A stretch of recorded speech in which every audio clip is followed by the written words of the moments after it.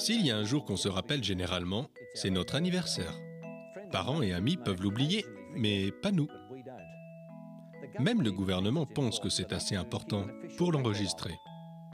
Mais que penseriez-vous si j'arrivais un jour chez vous et que j'annonce que j'ai décidé de changer votre anniversaire? Vous ne seriez pas trop content. Surtout si la seule raison que je vous en donne soit que je préfère l'avoir un autre jour. Et pourtant, c'est ce que les humains ont essayé de faire à Dieu.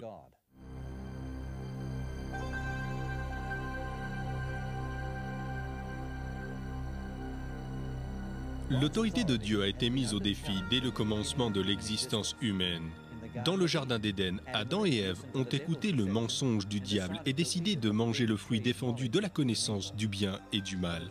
Au moment de l'Exode, quand les plaies tombaient sur les Égyptiens, Dieu instruisit les Israélites de placer le sang d'un agneau sur les poteaux de leurs portes pour éviter l'ange de la mort. Certains ont sûrement protesté. Qu'y a-t-il dans le sang d'un agneau qui tiendra l'ange à distance? Quelle différence cela fera-t-il que nous mettions ou non la marque sur la porte? Comme pour Adam et Ève, c'était la différence entre la vie et la mort. Une autre illustration vient de Babylone, de Nebuchadnezzar. Il s'agissait d'une image érigée sur la plaine de Dura. Ceux qui refusaient de se prosterner et de l'adorer devaient être jetés dans les flammes de la fournaise ardente. On y voit 3 Hébreux qui, plutôt que se prosterner et de compromettre leur allégeance à Dieu, optèrent pour la possibilité d'être brûlés vifs. Il est intéressant de voir que ce qui est arrivé aux 3 Hébreux à Babylone est transféré assez nettement à des événements des derniers jours. Apocalypse chapitre 13 décrit la scène. Il lui fut donné d'animer l'image de la bête, afin que l'image de la bête parle et fasse mettre à mort tous ceux qui ne se prosterneraient pas devant l'image de la bête. Sous menace de mort, cette puissance future tentera de forcer tout le monde à adorer une image comme Nebuchadnezzar autrefois. Mais ce n'est pas tout. Après une série de signes et de miracles pour convaincre les gens, un boycott économique sera décrété sur ceux qui refusent d'adorer cette image. Et elle fait que tous, les petits et les grands, les riches et les pauvres, les hommes libres et les esclaves reçoivent une marque sur la main droite ou le front. Et que nul ne puisse acheter ni vendre sans avoir la marque, le nom de la bête ou le chiffre de son nom. Tout ça a un petit air de film de science-fiction, n'est-ce pas? Qu'est-ce que c'est que cette bête dont l'Apocalypse nous parle? Quelle est la marque de la bête qui semble si importante? Pour comprendre ces graves questions, il faut revenir au début du chapitre 13 de l'Apocalypse. En même temps que le décret est donné d'adorer l'image de la bête, Dieu envoie une image dans le monde entier qui appelle le peuple à adorer Dieu. Il disait d'une voix forte, « Craignez Dieu, donnez-lui gloire, car l'heure de son jugement est venue, et prosternez-vous devant celui qui a fait le ciel, la terre, la mer et les sources d'eau. » Non. Dans les derniers jours, la question est la même qu'au temps de Nebuchadnezzar. Adorer. Qui on doit adorer? Comment et quand on adore? L'obéissance à tous les commandements de Dieu devra être la preuve de notre allégeance, tout comme ça a été depuis Adam et Ève. Puis je vis monter de la mer une bête qui avait 10 cornes et 7 têtes, et sur ses cornes 10 diadèmes, et sur ses têtes des noms de blasphème. La bête que je vis était semblable à un léopard. Ses pattes étaient comme celles d'un ours, et sa gueule comme la gueule d'un lion. Le dragon lui donna sa puissance, son trône et un grand pouvoir. Vous vous rappelez que lorsque la prophétie biblique parle d'une bête, ce n'est pas une personne, mais une puissance. Nous n'avons pas affaire à des individus. Quand la Bible parlait d'un lion, il représentait Babylone. L'ours, la Médo-Perse, et le léopard, la Grèce. C'étaient tous des puissances politiques ou des royaumes. Aussi, quand la Bible parle de cette bête, il s'agit d'un système politico-religieux qui est issu de Rome. La Bible nous donne 7 points pour l'identifier. Elle monte de la mer. C'est une puissance religieuse. Elle blasphème. Elle persécute. Elle règne pendant 42 mois prophétiques. Elle reçoit une blessure mortelle. Son nombre est 666. Quelle puissance historique se qualifie? Un coup d'œil au détail va nous aider. Le premier indice ici, c'est que le siège de son autorité doit être à Rome. L'idéal, toute l'Europe dirigée à partir d'un seul lieu avait survécu. mais qui plus qu'un autre symbolisait cette direction unifiée et en bénéficiait. S'il y en avait un, c'était certainement le pape de Rome.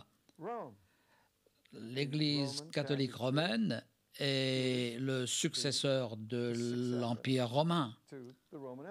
C'est indiscutable. Il lui fut donné de faire la guerre aux saints et de les vaincre. Il lui fut donné pouvoir sur toute tribu, tout peuple, toute langue et toute nation. À considérer l'étendue de son autorité, il est difficile d'aller au-delà de la domination de l'Église du Moyen Âge, quand on cherche une superpuissance identifiable qui surgit après la chute de l'Empire romain.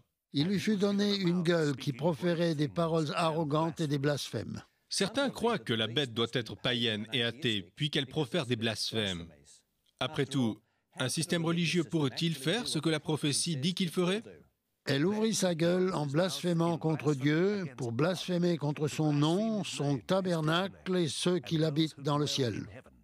Le blasphème n'est pas un mot dont se servent les gouvernements civils.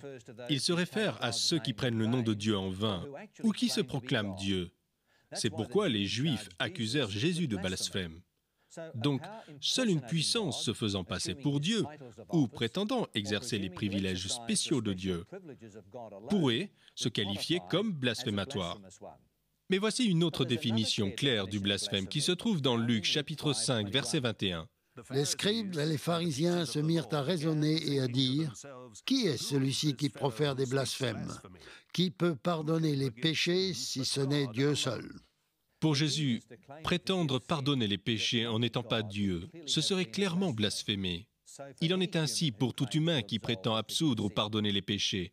Or, la bête se prétend capable de pardonner les péchés. Et voici encore d'autres points d'identification. Il lui fut donné de faire la guerre aux saints et de les vaincre. Il lui fut donné pouvoir sur toute tribu, tout peuple, toute langue et toute nation. Ceci ressemble à un passage de Daniel chapitre 7 qui mentionne la petite corne faisant la guerre aux saints et l'emportant sur eux. Malheureusement, l'histoire raconte une tragique histoire de persécution religieuse perpétrée par l'Église médiévale. L'Inquisition fut commencée par le pape quand il comprit que la prédication et les campagnes militaires étaient inefficaces. Il commença une croisade, puis l'Inquisition, avec plein pouvoir d'enquêter sur quiconque pouvait être un hérétique. Il répandit la terreur dans toute l'Europe pendant des années. Ce fut terrible. Quiconque voulait suivre la Bible plutôt que la tradition était forcé de vivre dangereusement. On estime que des millions de personnes y perdirent la vie. Ainsi, il y a toujours le danger que l'Église représente à ce jour.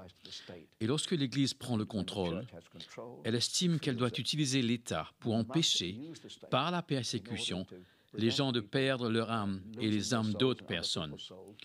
Leur foi doit être conforme. Le cinquième point d'identification est une prédiction mathématique sur une certaine période. Et il lui fut donné une gueule qui proférait des paroles arrogantes et des blasphèmes. Et il lui fut donné le pouvoir d'agir pendant 42 mois. La bête régnait pendant 42 mois. Vous vous rappelez la formule prophétique ? Fréquemment, dans l'Ancien Testament, il y a l'équivalence entre les jours et les années. Et en travaillant sur les prophéties, il semble raisonnable que cette période de 1260 jours se réfère en fait à 1260 ans de domination par une puissance religieuse. Et il n'y a qu'une période dans l'histoire où on peut l'appliquer, c'est le Moyen Âge.